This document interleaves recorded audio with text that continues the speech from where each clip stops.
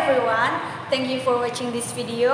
My name is Olda Zulfiana and I will talk to you about tip of the tongue and slip of the tongue. Okay, let's start. In the first part, I will explain about the tip of the tongue phenomenon. Did you know? Before going any further, how often have you tried to remember something, say a name or a place, but couldn't find the right word for it?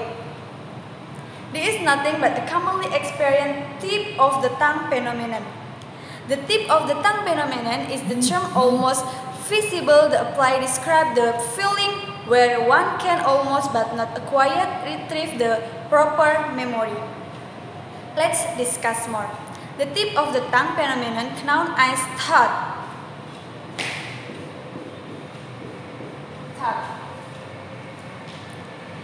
The tip of the tongue phenomenon is the inability to retrieve a word from memory, even though it is generally only partially remembered. Meanwhile, according to Yule studies on this phenomenon, so the speaker generally have an accurate phonological outline of words, can get a correct initial sound, and mostly know the number of syllables in word. Okay, see the picture. This number one is tip. Okay. This experience also especially occur with unusual words and names. This suggests that our word storage system may be partially organized based on some phonological information, and that some words in storage are easier to retrieve than other things about it. For example, two people are discussing a certain new cream that is believed to have extraordinary benefits. One of them just bought it and told a friend to try it too. However, trying as hard as he could, she couldn't remember the name of the amazing new cream, though she could remember that it started with letter L. Okay. She knew the benefits, she remembered how it tastes and smells, she remembered what its letter started but couldn't pick up the name of the cream from his memory. Have you ever experienced it? Of course. Okay, I will show the picture.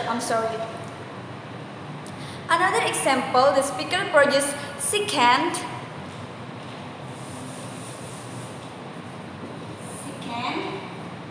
and sex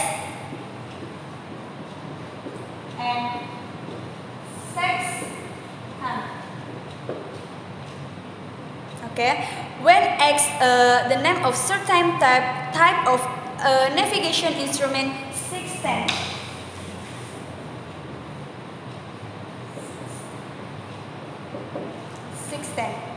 When we make a mistake in this retrieval process. Okay. Next, the second discussion is about slip of the tongue. Slip of the tongue is also very annoying. Usually it happens during presentation or campaign or something else. According to Yule, a slip of the tongue is speech error. First of all, it should be noted that the sound we produce when we speak and the sound we hear when we understand speech are continuous. That is when we say the word dog, we don't say D and then stop and say O and then T. We produce one continuous dog sound. This also applies to whole sentence. In this case, there are also several types. One of which is this type of slip is sometimes called spoonerism after William Spooner, an Anglican clergyman at Oxford University, who is famous for his slip of the tongue. Most of the slip attribute to him improve an initial two-voice exchange, as when he speak to a rural group of ton of glorious land and describe God as passing a leopard into his herd, or in this complaint to student who is absent from class. Okay, you got it? The phenomenon of the tongue slip in psychology can be attributed to the Freudian slip. For example, when Obama was doing an interview at and even discussing religion, he slipped his tongue by saying my Muslim faith. Maybe what he should have said was my religion Muslim. Okay, I will showing this talked video, about Mama, my Muslim faith, and you're absolutely right that has not Christian come faith. My Christian faith. And well, what I'm saying is he hasn't suggested that Not only slipping on the tongue, but there is also a slip on the ear, usually called slipping on the ear. One other types of slip can provide some clues about how the brain trying to understand the auditory signal it receives that is called ear slipping and can result in. For example, misunderstandings seem to be behind the boys' report that at Sunday school, everyone sing about the bear called Gladly.